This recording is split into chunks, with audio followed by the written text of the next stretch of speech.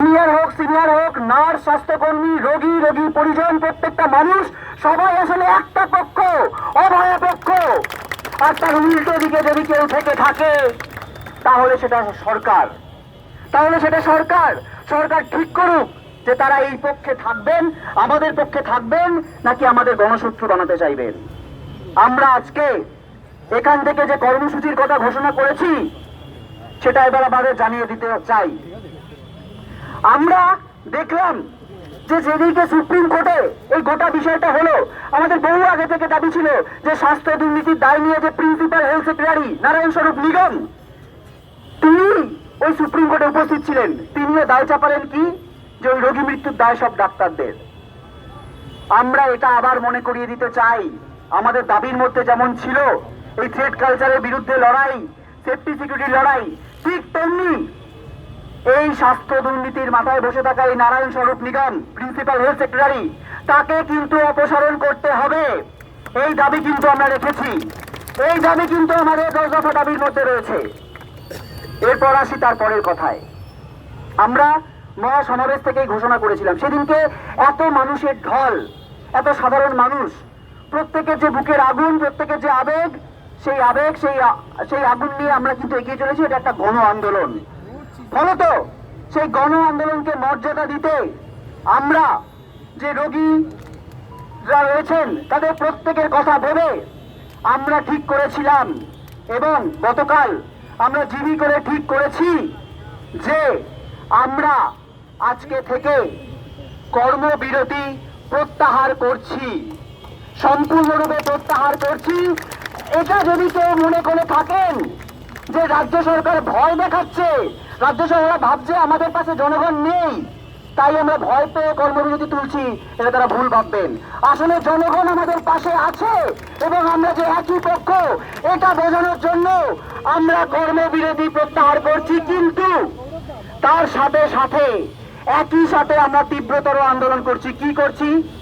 আজকে পূর্ব নির্ধারিত কর্মসূচি অনুযায়ী এই ধর্মতলায় জরিনা ক্রসিং এ এই সামনে আমরা জুনিয়র ডাক্তাররা ওয়েস্ট বেঙ্গল জুনিয়র ডাক্তার্স ফ্রন্টের পক্ষ থেকে লাগাতার অবস্থান কর্মসূচির ডাক দিচ্ছি। এখানে আমরা বসে থাকবো, আমরা কাজে ফিরছি, আমরা বুঝিয়ে দিচ্ছি যে আমরা কাজও করছি এবং আমরা ন্যায় বিচারের দাবিতে রাস্তাতেও আছি। সেই রাস্তাটা হচ্ছে এই জায়গা।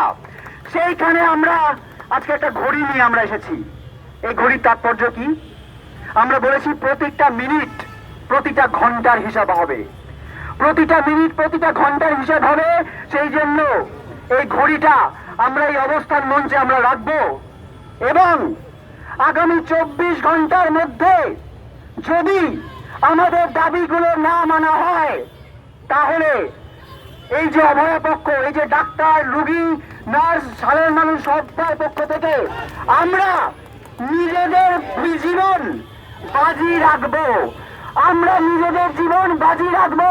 আগামী 24 ঘন্টার মধ্যে যদি আমাদের দাবি না মানা হয় তাহলে এই অবস্থান মঞ্চ থেকে কিন্তু আমরা আমরণ অনশনের দিকে এগোবো। আমরা নিজেদের জীবন বাজি রেখে প্রমাণ করব যে আমাদের যে আন্দোলন, এই যে বলা হচ্ছে রাজনৈতিক কালিমা লিপ্ত, আমাদের আর কি করার ছিল? আমরা বাধ্য হয়ে কর্মবিরতিতে গেছিলাম। আমরা সবার কথা ভেবে,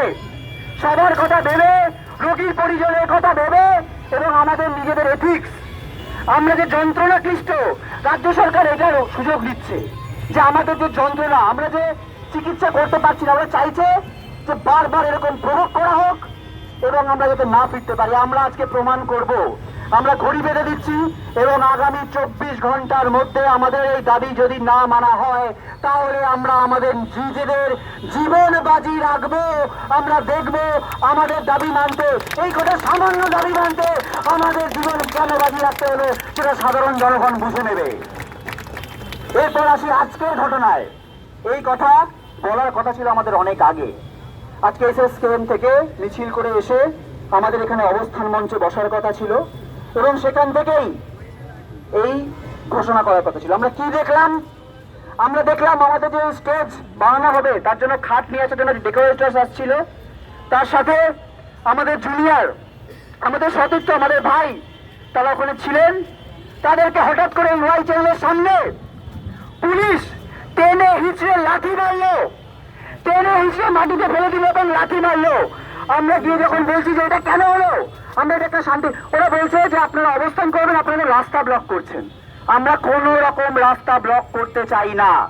আমরা একদম রাস্তার এক পাশে, যাতে কারোর কোনো অসুবিধা না হয় সেইভাবেই অবস্থান মঞ্চ কিন্তু আমরা বানাচ্ছি এবং সেভাবেই কন্টিনিউ করব। কিন্তু তার জন্য আমাদের জুনিয়রকে আজকে মার খেতে হলো।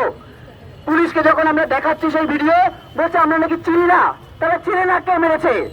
আমরা প্রশ্ন করতে চাই যে আজকে একটা জুনিয়র ডাক্তারের গায়ে হাত উঠলো কিভাবে, এর জবাব